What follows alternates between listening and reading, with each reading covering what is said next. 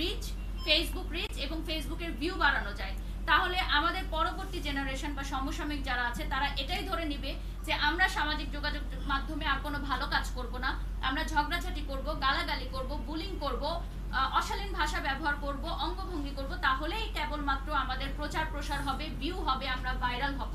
ভাইরালকে একটা নোংরা শব্দ হিসাবে তারা ব্যবহার করছেন এবং আমার নাম তারা বিভিন্ন জায়গায় ছবি সহ প্রকাশ করছেন, ওই ভিডিওগুলো ক্লিপ কেটে কেটে ছোট বাচ্চাদের সামনে অকথ্য ভাষায় ব্যবহার করা হচ্ছে, তাদের স্টাফদের সামনে তাদের স্টাফরাও যুক্ত হয়ে বিভিন্ন অঙ্গভঙ্গি করে দেখানো হচ্ছে। এবং তিনি লাইভে এসে সরাসরি বলেছেন যে ব্র্যান্ড প্রমোটারদেরকে ব্র্যান্ডের মালিকরা টাকা দিয়ে ভাড়া করে কিনে এনে চাকরের মতো খাটায়। চাকর শব্দটা তিনি উচ্চারণ করেছেন এবং বলেছেন যারা মডেল, যারা নায়িকা, যারা হচ্ছে আমরা যারা ব্র্যান্ড প্রমোটার, তাদেরকে ভাড়া করে টাকা দিয়ে নিয়ে এসে চাকরের মতো খাটানো হয়। তার মানে কি আমরা যারা আছি এখানে উপস্থিত আমরা সবাই চাকর? যারা জব করছেন তারা সবাই বসের আন্ডারে চাকরের মতো খাচ্ছেন টাকার বিনিময়ে? আমার বাবা, আপনার মা, আমার বোন কোথাও না কোথাও চাকরের মতো খাচ্ছে। সকল নারী জাতিকে অপমান করা হয়েছে, সকল পুরুষ জাতিকে অপমান করা হয়েছে, বডি শেমিং করা হয়েছে, আমার জিমের ইনস্ট্রাক্টর সহকারে আমাদের অঙ্গভঙ্গিগুলো করে দেখানো হয়েছে, একজন মাকে বডি শেমিং করা হয়েছে। সম্পূর্ণ ব্র্যান্ড প্রমোটার সেক্টরকে ধূলিসাৎ করার জন্য ষড়যন্ত্র করা হচ্ছে।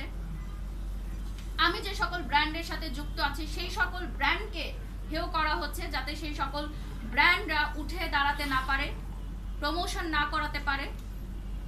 যত ছোট ছোট উদ্যোক্তারা আছেন যারা নতুন শুরু করেছেন তারা যাতে ব্র্যান্ড প্রমোটারদেরকে নিয়ে কাজ করতে না পারে, তারা যাতে ব্র্যান্ড প্রমোটারদেরকে নিয়ে কাজ করে ডিজিটাল প্ল্যাটফর্মে হাইলাইট না হতে পারে। এটি একটি গভীর ষড়যন্ত্র।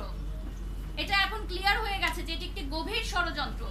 নতুন উদ্যোক্তাদের তৈরি হতে না দেওয়া, নতুন ব্র্যান্ড প্রমোটারদের তৈরি হতে না দেওয়া, এই প্রফেশনটাকে ধূলিসাৎ করে দেওয়া, আমার ক্যারিয়ারটা, আমার দীর্ঘ 16 বছরের এই ক্যারিয়ারটাকে নষ্ট করে ধূলিসাৎ করে বন্ধ করে দেয়া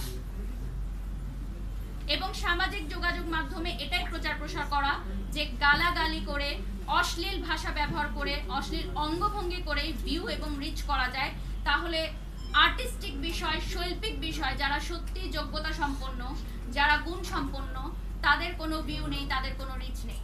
এবং এটাই আপনারা দেখেছেন কয়েকদিন রিসেন্ট অনেক ফেসবুক পেজ, অনলাইন ক্রিয়েটাররা এই বিষয়গুলোকে মেনশন করে করে পোস্ট দিয়ে তারাও রিচ, ভাইরাল হচ্ছে এবং সবাই এটা বলছে যে এই বিষয়গুলো নিয়ে কথা বললেই তো ভাইরাল হওয়া যায়।